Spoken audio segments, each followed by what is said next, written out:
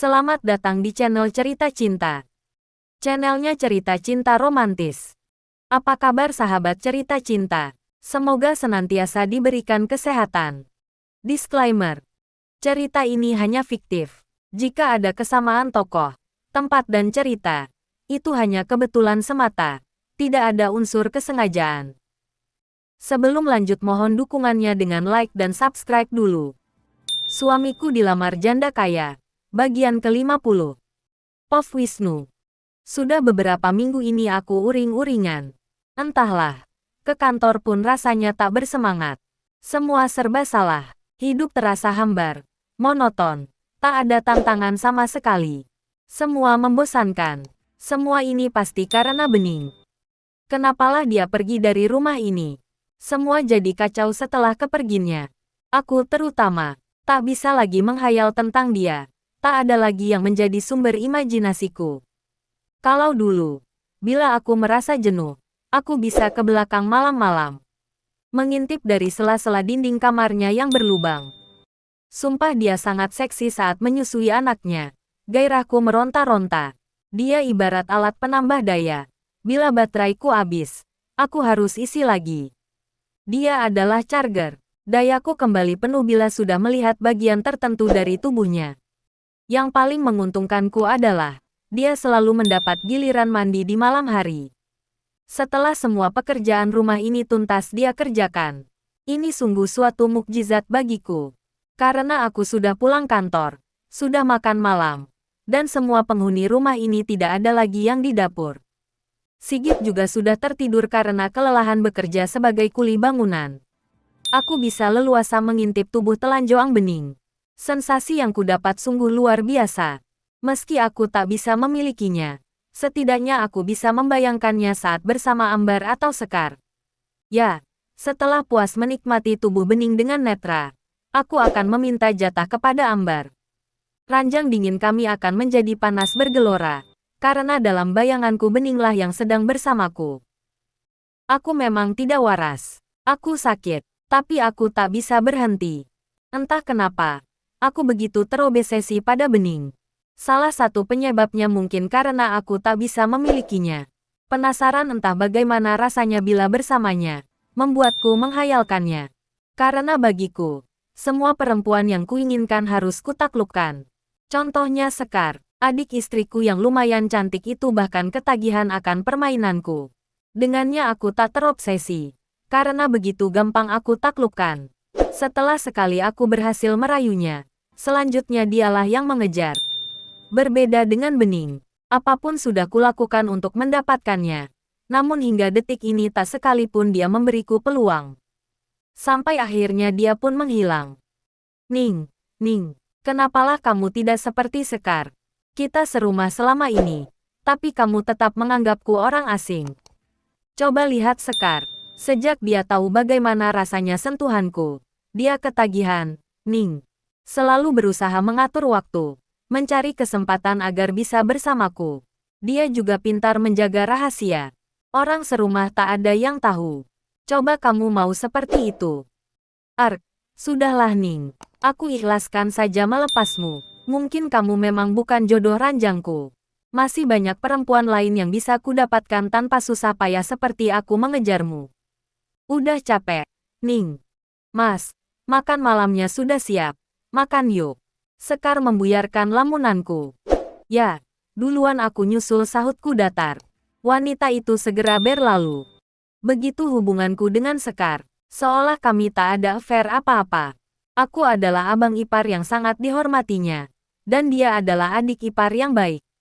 Tak ada yang curiga. Segera aku bangkit dan berjalan menuju ruang makan.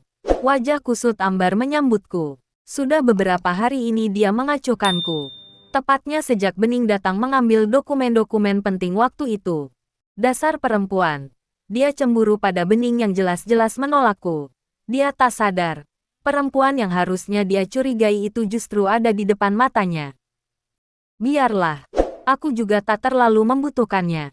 Kebutuhan batin bisa kuperoleh dari adiknya. Sekar akan bersedia kapan saja bila ku minta. Lalu buat apa aku stres karena sikap acuhnya? Sudah tak pernah ada kenikmatan yang kudapat darinya. Wataknya yang sombong dan suka mendominasi dalam segala hal sangat memuakkan bagiku. Termasuk dalam urusan ranjang. Aku harus selalu menurut apa maunya. Harus mengikuti seleranya. Dia adalah pimpinan di atas ranjang. Dia juga pemimpin di rumah ini. Mentang-mentang dia anak tertua. Semua orang harus patuh pada keputusannya. Dia tak peduli meski aku suaminya. Di kantor aku anak buah yang harus tunduk pada pimpinan. Di rumah aku juga harus tunduk pada istri. Jenuh luar biasa. Kalau bukan karena memikirkan anak-anak, sudah kutalak dia. Untung ada Sekar sebagai tempat pelampiasan. Kalau bermain dengan Sekar, aku yang memimpin. Sekar mau mengikuti semua gaya yang aku minta. Dia melayaniku dengan begitu sempurna. Aku adalah pangerannya. Dan dia adalah pelayanku. Sekar adalah penyemangat hidupku.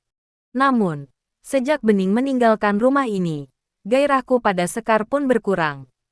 Dulu, aku bisa menjadikan Sekar media pelampiasan setelah menikmati tubuh Bening lewat tatapan. Rasa pensaranku pada Bening kutuntaskan pada Sekar. Sekarang, entahlah, semua menjadi begitu membosankan. Untung sesekali Nuri mau meluangkan waktu untukku. Jadi ada variasi. Tapi, itu jarang. Karena jarak memisahkan. Apa aku cari wanita lain lagi ya? Coba saja kalau Bening mau. Duh Ning, kenapalah kau sulit aku dapatkan? Makan malam ini terasa makin hambar. Semua orang di rumah sedang ramai mengutuki Bening. Kembali Bening yang menjadi sumber masalah. Ibu mertua terlihat makin stres karena Bening menipunya. Janji Bening untuk mengeluarkan Sigit dan Yosa ternyata tak Bening penuhi. Padahal ibu sudah menukarnya dengan menyerahkan dokumen-dokumen yang dititipkan Sigit padanya.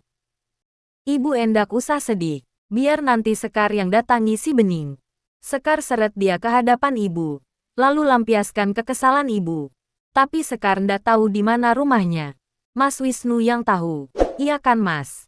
Sekar menoleh ke arahku. Kakinya menginjak pelan kakiku di bawah meja.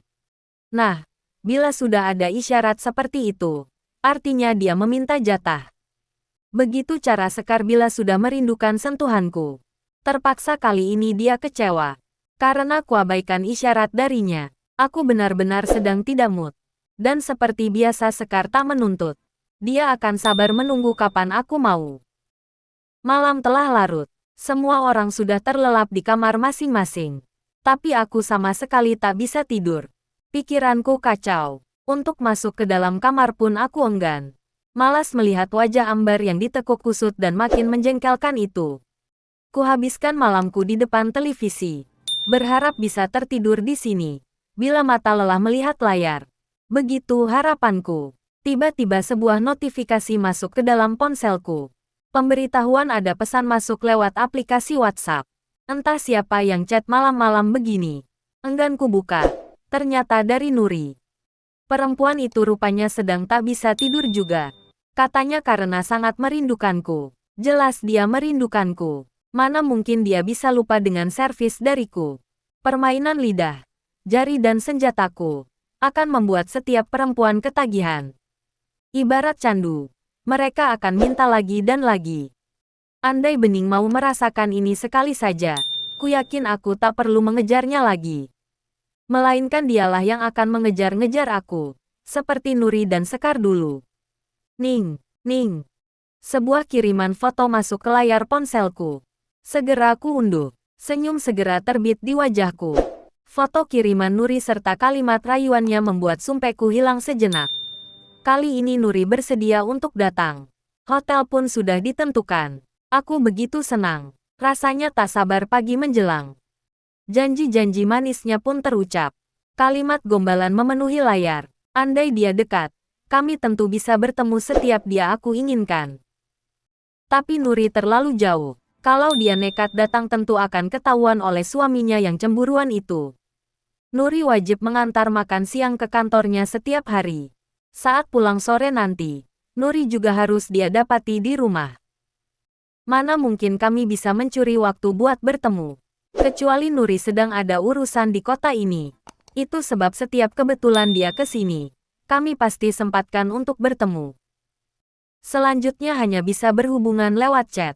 Bercinta lewat chat, membuat janji seolah akan benar-benar bertemu. Lalu kami berhayal. Kami saling melepas rindu. Lalu aku akan ketiduran setelah mencapai klimaks. Ya, bercinta secara online. Begitu biasanya. Namun kali ini aktivitas kami terganggu. Aku tersentak kaget saat tiba-tiba Ambar sudah ada di belakangku. Aku tertangkap basah. Hampir saja rahasia besar ini terbongkar. Untung saja aku pintar berkelit. Tapi sebagai konsekuensinya, aku harus memenuhi hasratnya. Betapa aku merasa enggan. Nafsuku seketika hilang. Meski sudah kucoba untuk menyentuhnya. Namun, aku tetap gagal. Andai Bening masih ada di sini, mungkin Ambar bisa terbantu. Aku akan pura-pura ke kamar mandi dulu. Meningkatkan libidoku setelah mengintip Bening melalui dinding kamarnya. Lalu kembali masuk kamar. Menuntaskannya dengan Ambar. Sekarang itu tak bisa lagi. Aku sama sekali tak berselera. Semoga Ambar tidak kecewa. Tapi, aku sendiri merasa menderita. Hasrat yang sempat memuncak tak bisa kutuntaskan. Semoga besok Nuri benar-benar bisa datang. Ahak, aku bawa tidur saja. Menanti esok tiba. Sayang, kamu di mana? Sapa Nuri begitu aku tiba di kamar hotel yang telah kami pesan. Aku sudah di kamar sayang. Baru saja keluar kantor. Kukira aku telat tadi. Nyatanya kamu belum tiba. Kamu sudah OTW kan sayang? Cepat ya. Aku kangen banget nih. Udah enggak sabar. Sahutku sembari melemparkan tubuh di atas ranjang besar kamar hotel. Maaf mas. Suamiku tiba-tiba gak ngizinin aku ke Semarang. Katanya besok aja dia yang antar kalau memang penting banget. Aku sebel banget kan. Tapi, gimana? Aku gak punya alasan. Maafin aku ya mas. Aku terdiam. Kehabisan kata-kata. Kecewa menghentak. Tapi aku bisa apa? Dia memang istri orang. Andai dia tak punya suami, mungkin dia bisa bebas menemuiku. Itulah kenapa aku ingin sekali menjalin hubungan dengan Bening. Bening pasti bebas menemuiku kapanpun aku butuh dia. Nyatanya aku gagal menaklukkannya. Ning, Ning. Halo, Mas. Mas Wisnu. Ya sayang. Sudahlah. Enggak apa-apa. Lain kali saja. Sudah ya. Kepalaku pusing. Aku bawa tidur saja. Mas pulang saja. Awas lo kalau manggil cewek lain. Ancamnya sebelum mengakhiri telepon. Wah, kenapa aku tak terpikir seperti itu? Ide yang bagus. Terima kasih Nuri. Kamu sudah memberikan aku satu ide brilian. Bukankah Sekar sudah minta jatah tadi malam? Enggak akan sayang. Aku bobok saja sebentar. Ngilangin sakit kepalaku ini. Toh kamar hotel ini sudah kamu bayar ikan. Sayang enggak ditiduri sebentar saja pun jadi. Sambil hayalin kamu. Habisnya hasratku udah muncak banget tadi. Tapi tenang saja. Aku akan segera baik-baik saja. Tidur sebentar semua akan normal lagi. Aku bobok ya. Dah. Sayang. I love you. Umwah. Segera kuakhiri telepon. Tak mau buang waktu. Ku cari nomor Sekar. Ku sebutkan alamat hotel. Sekar terlihat sangat bergairah kali ini. Mungkin karena ini kali pertama aku mengajaknya main di hotel. Biasanya hanya bisa nyuri-nyuri waktu. Kadang di kamar mandi. Di kamarnya saat Bayu lembur. Atau di kamarku saat Ambar pergi ngerumpi di rumah tetangga. Sama sekali tak bebas. Harus main cepat dan sembunyi-sembunyi. Tapi, kali ini sungguh berbeda. Kami bisa menikmati fasilitas kamar hotel ini. Tanpa keluar dana. Pacarku yang kaya raya sudah melunasinya. Terima kasih mas. Aku sangat bahagia. Akhirnya impianku tidur bareng kamu di sebuah hotel mewah terlaksana juga. Rasanya seperti bulan madu saja. Aku senang banget mas. Desahnya sembari melakukan apa yang aku minta. Sahutku tak mampu berkata-kata. Adik iparku yang luar biasa ini membuatku terbang tinggi. Jauh ke awang. Mas Wisnu, kamu, Sekar. Teriakan itu membuatku terkejut bukan kepalang. Apakah aku sedang bermimpi? Itu suara Ambar kan? Kenapa perempuan itu bisa ada di sini? Dan itu, kenapa ada Bening dan pria pincang itu juga?